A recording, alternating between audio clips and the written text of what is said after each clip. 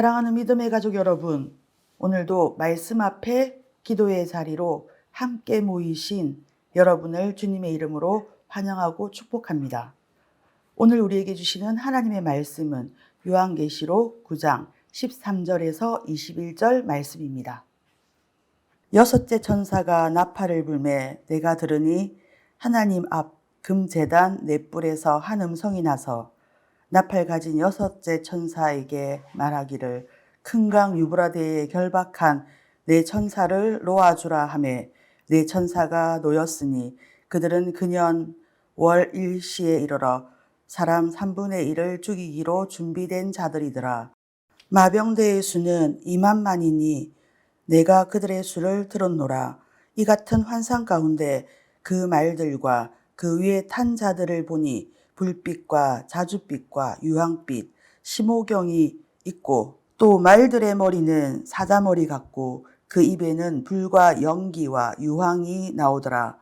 이 세 재앙 곧 자기들의 입에서 나오는 불과 연기와 유황으로 말미암아 사람 3분의 1이 죽임을 당하니라. 말들의 힘은 입과 꼬리에 있으니 꼬리는 뱀 같고 또 꼬리에 머리가 있어 이것으로 해하더라.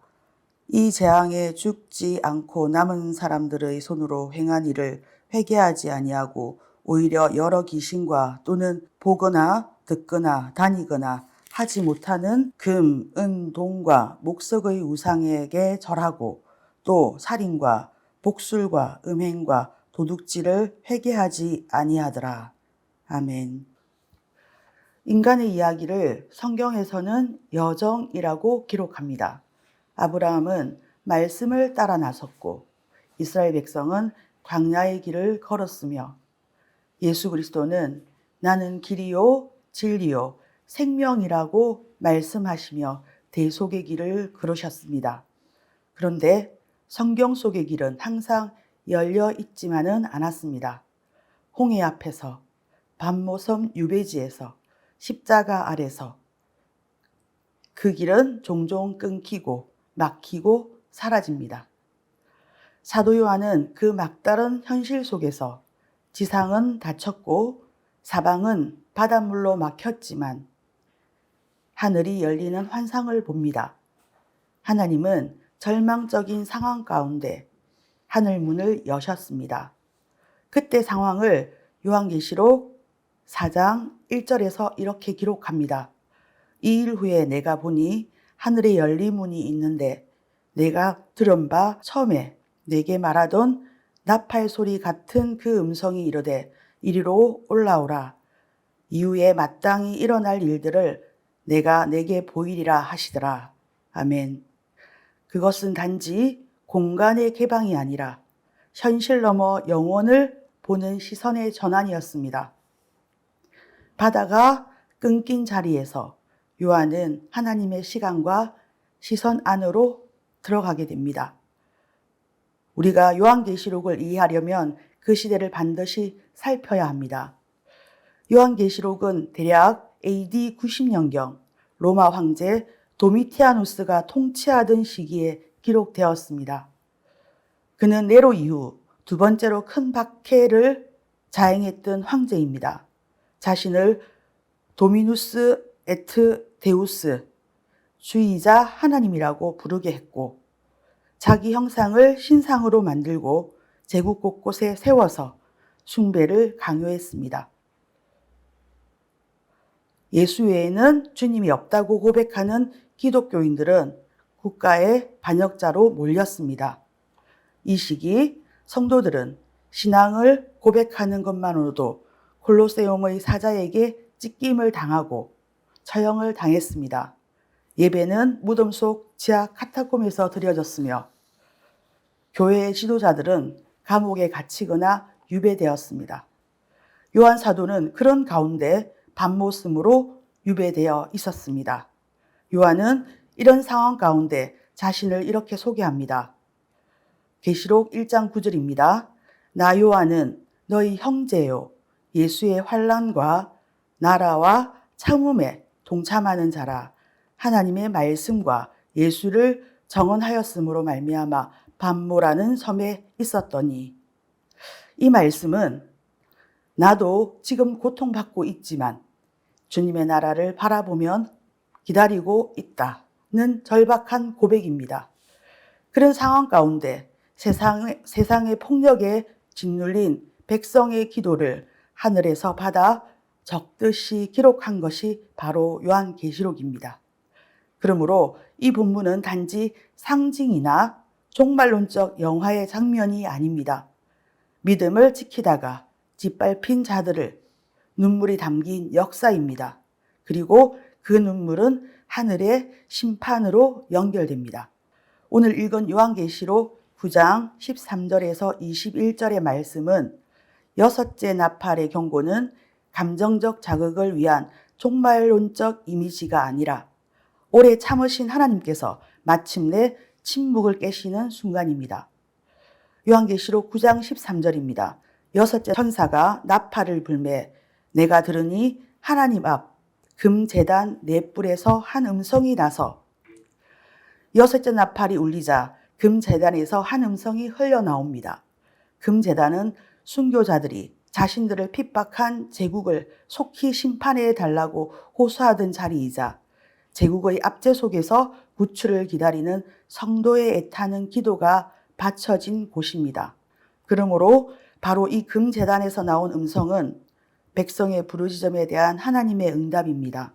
이는 곧 하나님의 백성을 소외시키고 고립시키는 세상에 대한 보응입니다. 우리 기도가 신음과 비명뿐이라도 빠짐없이 금제단에 담길 것입니다. 하나님은 또렷한 음성과 구체적인 행동으로 우리 기도에 응답하실 것입니다. 본문 14절은 유브라데에서 결박된 네 천사의 해방을 말합니다. 그리고 이들은 전쟁과 죽음을 땅에 쏟아붓습니다. 이 숫자와 이미지들은 문자적인 해석이 아닌 하나님의 통제된 심판이라는 상징입니다. 3분의 1이 죽임을 당하는 이 심판은 하나님의 잔인함이 아닙니다. 3분의 1의 심판 다음에 나오는 20절은 더 충격적입니다. 이 재앙에 죽지 않고 남은 사람은 손으로 해한 일을 회개하지 아니하고 이것은 단지 하나님의 관찰이 아니라 인간 본성에 대한 신학적 선언입니다.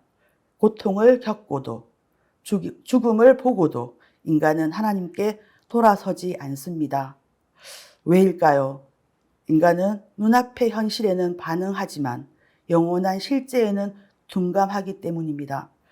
하나님의 인격보다 손으로 만든 우상을 더 신뢰하며 내면의 죄보다 바깥의 안정을 더 중요시합니다. 이것은 1세기 로마 시민들만의 문제가 아니라 오늘 이 땅을 살아가는 우리 자신에 대한 정직한 진단입니다. 이것이 진짜 비극입니다. 요한계시록은 종말에 대한 공포의 문서가 아니라 재림의 소망으로 버티던 교회에 대한 격려의 서신입니다. 하나님은 재앙을 보내시지만 그 안에서 회개할 기회를 열어두셨습니다. 심판은 목적이 아니라 회복의 부르심의 목적입니다. 도미티아누스 황제의 박해 아래 성도들은 눈을 땅에 두면 견딜 수 없었습니다. 그래서 그들은 하늘 위를 바라보았습니다. 너희가 본대로 다시 오겠다고 하신 약속을 기다렸습니다. 밤모습의 요한, 지하 카타콤의 성도들, 콜로세움의 사자 앞에 있던 순교자들은 오늘이 마지막이라고 믿고 내일이 하나님의 날이라고 고백하며 살았습니다. 그들의 신앙은 현재를 초월한 시선이었고 고통 너머에 하나님을 붙드는 지성이었습니다. 우리는 이 땅에서 영원히 살 것처럼 여기며 죽음 이윤을 말하지 않고 심판을 설교하지 않습니다. 우리는 회개를 낯설어 하는 시대를 살아가고 있습니다. 회개의 유예, 심판보다 더 무서운 것은 우리의 영적 무감각입니다. 천국은 현재의 안락으로 대체되었고 예배는 선택이 되었으며 예수님의 재림은 어색한 교리로 밀려났습니다. 우리는 마치 영원히 이 땅에서 살 것처럼 살고 하나님 없이도 견고한 삶을 꿈꿉니다.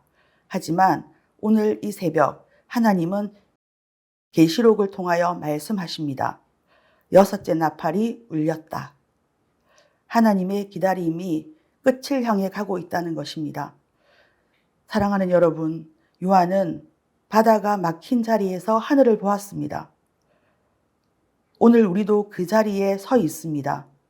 정치적 대립, 경제적 위기, 관계의 단절, 내면의 공허, 세상의 모든 길이 막혀가는 것 같을 때 그 자리는 하나님께서 하늘을 여시는 자리입니다. 회개는 길입니다. 기다림은 능력입니다. 눈물의 기도는 하늘 문을 여는 열쇠입니다. 오늘도 하나님은 우리가 하늘을 다시 바라보기를 기다리십니다. 요한계시록이 기록된 1세기 말 당시 신앙 공동체는 예수님의 부활을 직접 목격했거나 그 목격자들의 증언을 생생하게 들었던 세대였습니다. 하지만 그들의 현실은 참혹했습니다.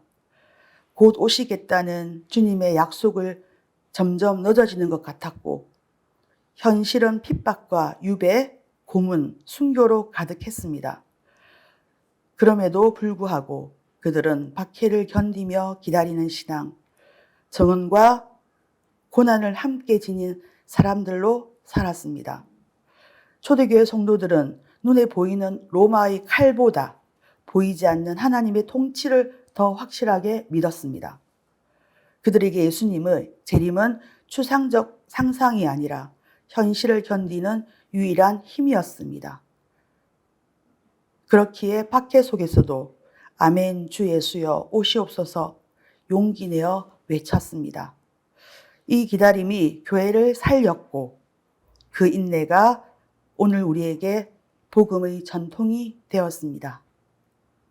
기도하겠습니다.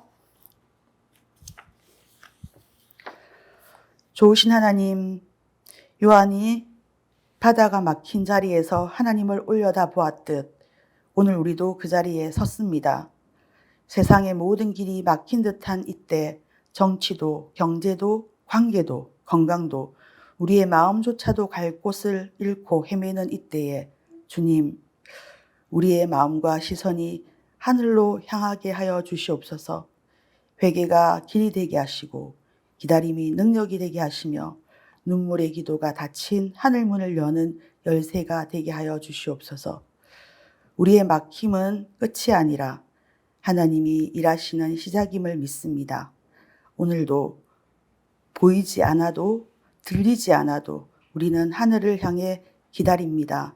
주님 말씀하시고 응답하시고 우리를 다시 일으켜 주시옵소서. 예수 그리스도 이름으로 기도드립니다. 아멘.